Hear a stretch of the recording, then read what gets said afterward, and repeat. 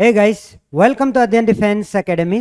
आज के इस लेक्चर में हम डिस्कस करने वाले हैं हमारे कॉन्फिडेंस बूस्टर सीरीज के 10 इंपॉर्टेंट एमसीक्यूज जो कि कहीं ना कहीं आपके प्रीवियस ईयर क्वेश्चंस में देखने को मिली है। Okay, so this means that we are discussing all the previous year questions जितने भी 18 ईयर्स में पूछे गए हैं, और सारे क्वेश्चंस के एक एक क्वेश्चंस के डिटेल एक्सप्लेनेशन दिया जा रहा है। ऑल राइट गाइस, तो चलिए फिर एक एक करके हम लोग समझने की कोशिश करते हैं। ठीक है, so today is the lecture 6 of confidence booster series. तो चलिए एक एक करके हम लोग समझने की कोशिश करते हैं। ठीक है, तो सिंस आज के लेक्चर हम काफ़ी शाम को रिकॉर्ड कर रहे हैं, सो थोड़ा सा दिन भर क्लास लेने के बाद एनर्जी कम हो जाती है। ठीक है, मैं भी थोड़ा सा आपको एनर्जेटिक होना पड़ेगा, है ना। हम अपने अंदर से जितना हो सके हम कोशिश कर रहे हैं। ठीक है जी, ओके। तो चलिए, सो क्वेश्चन नंबर 51 समझते हैं। Lecture 6 question number 51। ऑलराइट, सो यह क्या कह रहा है? The nucleus of singly ionised carbon atom contains. ठीक है, तो यहाँ क्वेश्चन में आ रहा है कि सिंगली आयनाइज्ड कार्बन एटम।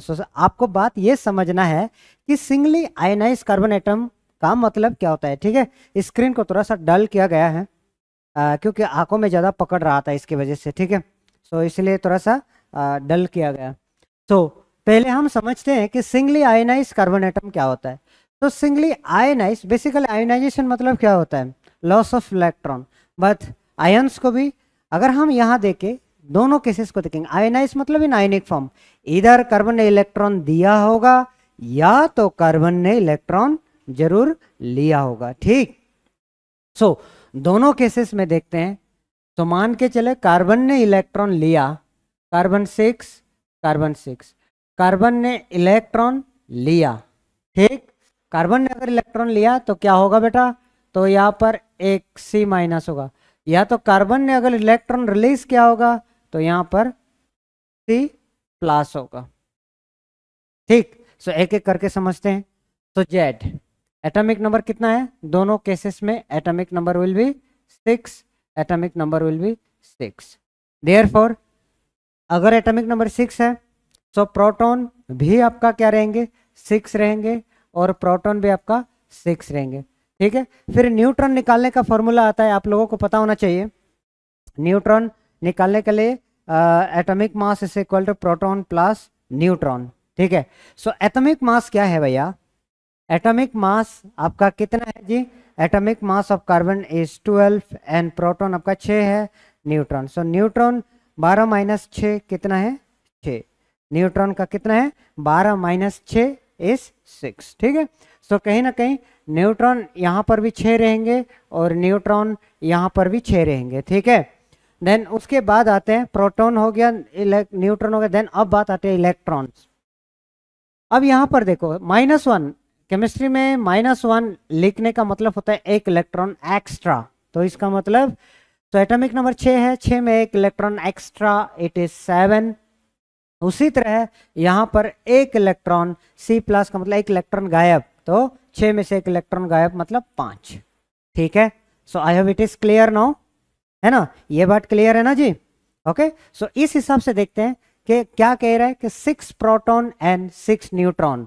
ठीक है, सिंगली आयनाइज में 6 प्रोटॉन एंड देन 6 न्यूट्रॉन, दोनों केसेस में 6 प्रोटॉन एंड देन 6 न्यूट्रॉन, दोनों केसेस में सही है। ठीक है, दोनों केसेस में सही है।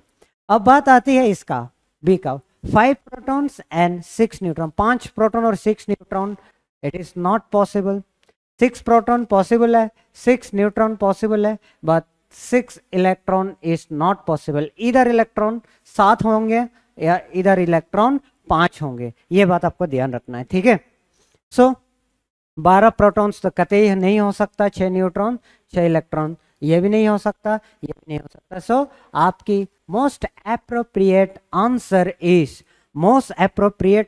Is option number A. Okay, most appropriate answer is option number A. ठीक है जी, I hope it is clear now. Clear है जी, है ना? सो आगे बढ़ते हैं।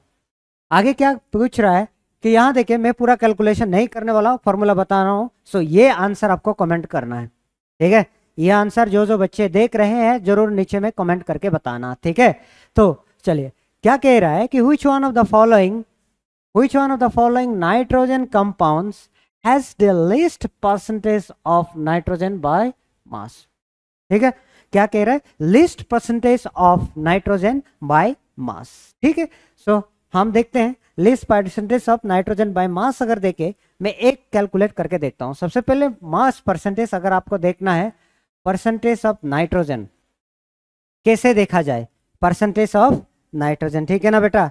नाइट्रोजन की परसेंटेज कैसे होगा बेटा, so mass of nitrogen divided by, ठीक है, mass of nitrogen divided by total mass into क्या करना होगा जी, 100 करना होगा, ठीक है।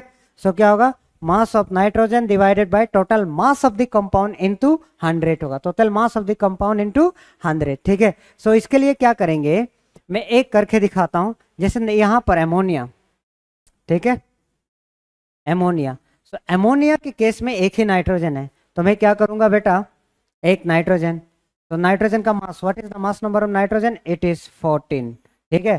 देन टोटल मास कितना है बेटा, इट इज 14 + 3 × 100, ठीक है। सो आपका क्या होगा, 14/17 × 100। तो कैलकुलेट करने के बाद जो आंसर आएगा यही आपका आंसर होगा। तो उसी तरह आपको इन सब का कैलकुलेट करके देखना, ठीक है। हो सकता है आप कंफ्यूज, तो एक का और दिखा देता हूं। जैसे मैं इसका दिखा देता हूँ, ये थोड़ा सा मुश्किल लग रहा है आप लोगों के दृष्टिकोण से, ठीक है। तो यहाँ देखिए नाइट्रोजन NH4 3PO4, ठीक है। सो मुझे नाइट्रोजन की मास परसेंटेज निकालना है, तो कैसे निकालेंगे बेटा, 3 nitrogen, 3 × nitrogen divided by 3 × nitrogen divided by क्या करना है, मुझे टोटल मास निकालना है। 3 × नाइट्रोजन, 3 × नाइट्रोजन प्लस 4 × 3, 4 3 ज़र 12, सो 12 हाइड्रोजन, ठीक है जी, प्लस एक फॉस्फोरस प्लस 4 ऑक्सीजन इनटू क्या होगा बेटा 100, सिंस इट इज है मास परसेंट, ठीक है, सिंस इट इज है मास परसेंट। तो कैसे करोगे, हाँ इसको कैसे करना है देख लो। So 3 × mass of nitrogen is 14, ठीक है, divided by 3 × 14 plus 12 × 1 plus phosphorus का 31 plus 4 × 16, 4 × 16, so into total mass आपका क्या होगा 100, ठीक है जी।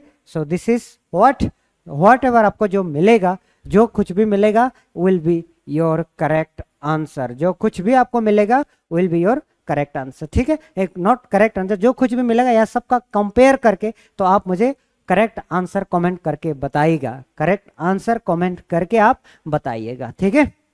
ओके, सो 52 क्वेश्चन, ठीक है। शाम को क्लास लेना मतलब बहुत मुश्किल होता है, ठीक है, क्यों, कंसंट्रेशन ढंग से नहीं रहता है। जैसे एक क्वेश्चन करेंगे, सिंस वन वे कम्युनिकेशन है ना, हम सिर्फ कैमरा में देख के बात कर रहे हैं, तो it is a one way communication. So कहीं ना कहीं बात करते करते खो जाते हैं, ठीक है, कि हमने क्या बोला क्या बोले, तो इस तरीके से हो जाता है, ठीक है ना। सो ठीक है, कहीं अगर इधर उधर होता है तो आपको समझ नहीं आता है तो जरूर पूछना, ठीक है। शाम की क्लास में थोड़ा सा दिक्कत होती है, कॉन्सेंट्रेशन कम रहता है। तो 53 में क्या कह रहा है, which one among the following transition, ठीक है, among the following transition of electrons of hydrogen atom emits radiation of shortest wavelength, radiation of shortest wavelength, ठीक है। तो कैसे करेंगे radiation of shortest, so shortest wavelength किसका मिलता है, देखो हम लोगों को एक फॉर्मूला मालूम है, E = hν, ठीक है, ओके, E = hν और ν = c/λ, न्यू क्या है बेटा c/λ, और आप velocity of light c is equal to nu into lambda कह सकते हैं, ठीक है। सो न्यू के जगह पर आप क्या लगाओ, c/λ लगाओ, ठीक है।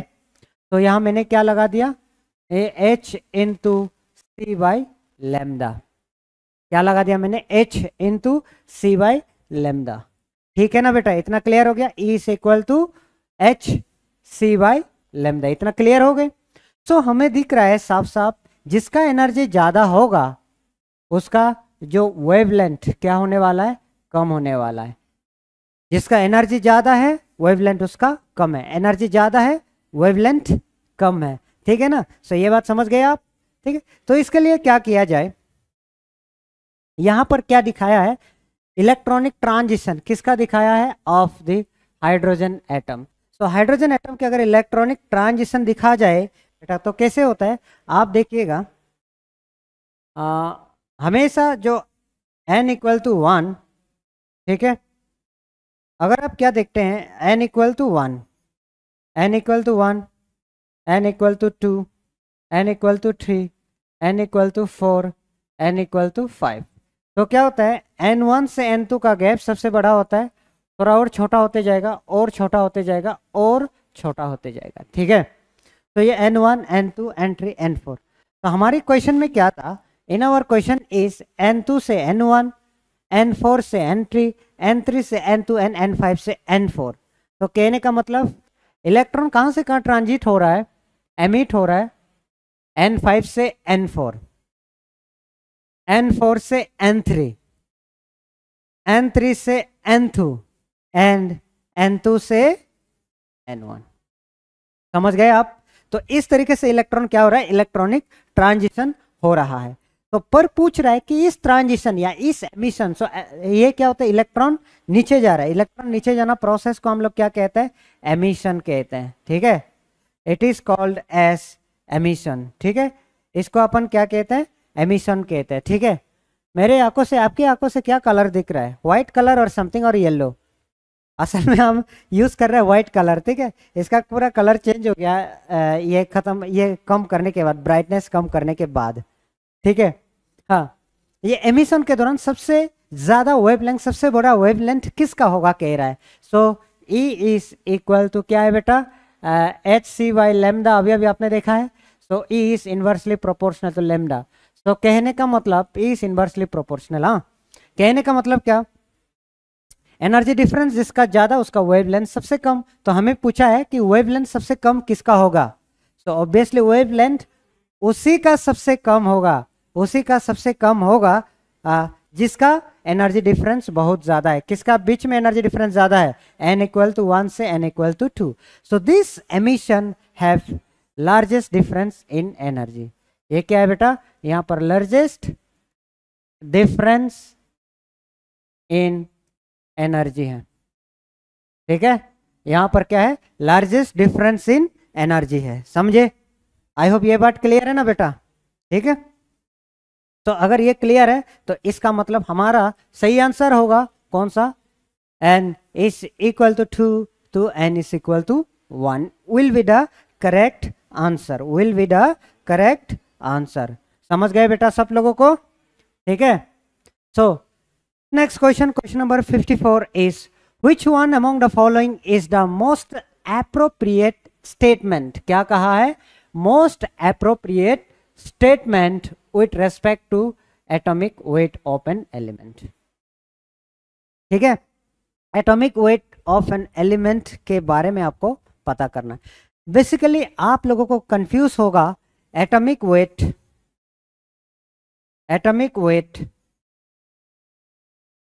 और मास नंबर के बारे में। बेटा ये जो मास नंबर है ना, it is the sum of proton plus neutron. Mass number ये किसके बराबर होता है, mass of sum of proton and neutron. However atomic weight किसका होता है, एटॉमिक वेट होता है एवरेज ऑफ किसका एवरेज होता है, एटॉमिक वेट इज किसका एवरेज होगा बेटा, it is the average of the isotopes, ठीक है। आइसोटोप्स की जैसे कार्बन के 3 आइसोटोप्स होता है, ठीक है। सो इसका एवरेज कैलकुलेट करने के बाद जो आया उसको हम क्या कहते हैं, एटॉमिक वेट। जैसे what is the atomic wait chlorine, it is 35.5, ठीक है। 2 आइसोटोप्स की एवरेज को लेते हैं हम लोग, ठीक है। सो उसके लिए एवरेज का फॉर्मूला क्या था आपका, एवरेज एटॉमिक मास के लिए आपको पता था कि मास ऑफ आइसोटोप 1 इंटू उसका abundance plus mass of isotope 2 into उसका एबंडेंस प्लस दत्त mass of isotope 3 divided by क्या होगा, x plus y, divided by क्या होगा, x प्लस वाई। समझ गए बेटा, ये सारे तमाम बातें क्लियर है या ना, ठीक है। सो अगर ये क्लियर है ये कॉन्सेप्ट कि एवरेज एटॉमिक मास और मास नंबर का बीच में क्या अंतर होता है, इससे आपको पता लग जाएगा ठीक है। The atomic weight of an element is the sum total of the number of protons and neutron present on the, so ये गलत बात है कि ये असल में it is the average atomic mass. ये ए क्या होता है, it is the average atomic mass, ठीक है। देन ऑप्शन बी क्या करें, अनलाइक मास नंबर, तो mass number the atomic weight of an element can be a fraction, बिल्कुल सही बात है। एटॉमिक वेट आपने देखा है किसका, क्लोरीन का, कितना है fraction, it is 35.5, it is कितना है बेटा 35.5 है, समझे। एवरेज एटॉमिक मास 35.5, तो the atomic weight of an element is a whole number. Atomic weight whole number नहीं हो सकता है, आप यहाँ ऑलरेडी 35.5 देखा, बोरॉन का 10.8 देखे आपने, ठीक है। अगेन नेक्स्ट क्या है, the atomic weight of all the atoms in an element is the same. सारे एलिमेंट का एटॉमिक वेट एक जैसा कैसे हो सकता है, दैट्स नॉट पॉसिबल, ठीक है। तो on the basis of this सबसे करेक्ट आंसर आपका ऑप्शन नंबर बी है, ठीक है। Mass number, unlike mass number the atomic weight of an element can be a fraction, so atomic element atomic weight fraction में होता है और mass number fraction में नहीं होता, it can be a whole number। समझ गए बेटा, क्लियर है। so 54, so next match the list 1 with list 2। आपको क्या मैच करना है, list 1 with the list 2, ठीक है। आपको क्या मैच करना है, it is with the list 1 and the list 2। तो कैसे करें, तो देखना गोल्डस्टेन, ठीक है, ई गोल्डस्टेन ने क्या डिस्कवर किया, मान के चलो आपको जे थॉमसन बहुत पता है कि नहीं। तो जे थॉमसन साहब ने किसकी डिस्कवरी किया था बेटा, ही डिस्कवर्ड द इलेक्ट्रॉन। तो इसका मतलब सी किसके साथ मैच होना चाहिए, 4 के साथ मैच होना चाहिए। अगर सी 4 के साथ मैच होना है ना, तो ये गया, ये गया, 2 आउट, ठीक ना। देन उसका बाद मान के चलो कि आपको एक पता है और यहाँ से किसी भी एक पता है, तो देखते हैं, हम देखते हैं जेम्स चैडविक साहब ने किसके डिस्कवरी किया है, न्यूट्रॉन की डिस्कवरी से, बी का 3, ओके, अभी भी इससे डिनोट नहीं हो रहा है, बी का 3, ठीक है, अभी एलिमिनेट नहीं हो रहा है। सो मान के चलो इसके अलावा एक देखते हैं, मान के किसी को पता था इसके अलावा, ठीक है, मतलब क्या ये तो पता है ही, मान के चलो जॉन डेल्टन, तो जॉन डेल्टन का देखते हैं 1, राइट। जॉन डेल्टन डी का किसके साथ, he had given the atomic theory, John Dalton he had given the atomic theory, ठीक है। सो डी किसके साथ मैच हो रहा है बेटा, 1 के साथ, तो ये डी किसके साथ मैच हो रहा है, 2 के साथ, तो बाय डिफॉल्ट ये गया, तो आपके करेक्ट आंसर है ए, ठीक है। इसका मतलब क्या, गोल्डस्टेन ए किसका डिस्कवरी किया है, गोल्डस्टेन साहब ने प्रोटॉन की डिस्कवरी किया है, जेम्स चैडविक साहब ने न्यूट्रॉन की डिस्कवरी किया है, जे थॉमसन साहब ने इलेक्ट्रॉन की डिस्कवरी करा है, और जॉन डेल्टन साहब ने एटॉमिक थ्योरी की डिस्कवरी करा है, ठीक है बेटा, क्लियर है कि नहीं। तो I think this are very easy question, easily you can solve, but इसके लिए आप लोगों को क्या करना होता है, पढ़ना होता है, ठीक है। तो which one among the following equation is correctly balanced, ये सब अगर करेक्टली बैलेंस पूछे तो आई थिंक आपको जरा सा भी दिक्कत नहीं होना चाहिए। सिंपल है, कैसे करना है, देखो देखना है, यहाँ एक सोडियम है, यहाँ एक सोडियम है, अभी तक ठीक चल रहा है, यहाँ एक ऑक्सीजन है और एक ऑक्सीजन, यानी 2 ऑक्सीजन अभी भी ठीक चल रहा है। तो हाइड्रोजन कितना है, यहाँ पर 1 हाइड्रोजन, यहाँ पर 2 हाइड्रोजन, 3 हाइड्रोजन, पर यहाँ पर कितने हाइड्रोजन, 2 × 2 4, देयरफॉर ये आंसर हो ही नहीं सकता, ठीक है, ये बैलेंस ऑप्शन हो ही नहीं सकता। देन ट्वाइस एन है, ट्वाइस एन है, ट्वाइस एन है, ट्वाइस एन है, ठीक है। इसके बाद ट्वाइस एल, उसके बाद ट्वाइस एल, सही बात है। देन अगेन OH, ठीक है, 2 ऑक्सीजन कितना हो गया, 4 ऑक्सीजन, सो 2 × 2 कितना, 4 ऑक्सीजन, ठीक, 4 ऑक्सीजन, समझे। देन 2 × 2 = 4, 4 हाइड्रोजन प्लस यहाँ 2 hydrogen, 6 hydrogen, so 2 × 3 = 6 hydrogen, so this is the correct answer, ठीक है। सो this is the correct answer. बेटा ये बात समझ गई या नहीं, क्लियर है या नहीं, समझे। सो बैलेंसिंग इक्वेशन में आप लोगों को इस तरीके से करना है, ठीक है। So next question, which one among the following is the equivalent mass of sulphuric acid. तो इक्विवेलेंट मास अगर आप जानते हैं या इक्विवेलेंट वेट, ये हमेशा किसके बराबर होते हैं बेटा, it is molecular weight, it is molecular weight अपन किसके बराबर होता है बेटा, एन फैक्टर के बराबर होता है। इक्विवेलेंट वेट किसके बराबर होता है, मॉलिक्यूलर वेट अपन एन फैक्टर। सो मैं अगर देखता हूं मॉलिक्यूलर वेट किसका, H2SO4 का, बेटा यहां पर क्या होगा, 2 hydrogen plus 1 sulphur plus 4 oxygen, अगर होगा तो 2 इंटू 1 प्लस सल्फर का 32 प्लस 4 इंटू 16 64, ठीक है। सो कुल मिला के कैलकुलेट करेंगे तो कितना आएगा, 98। So what is the molecular weight बेटा, इसका 98, ठीक है। मॉलिक्यूलर वेट कितना है, 98। देन उसके बाद इसका एन फैक्टर कितना है, what is the n factor, so n factor that is number of replaceable hydrogen.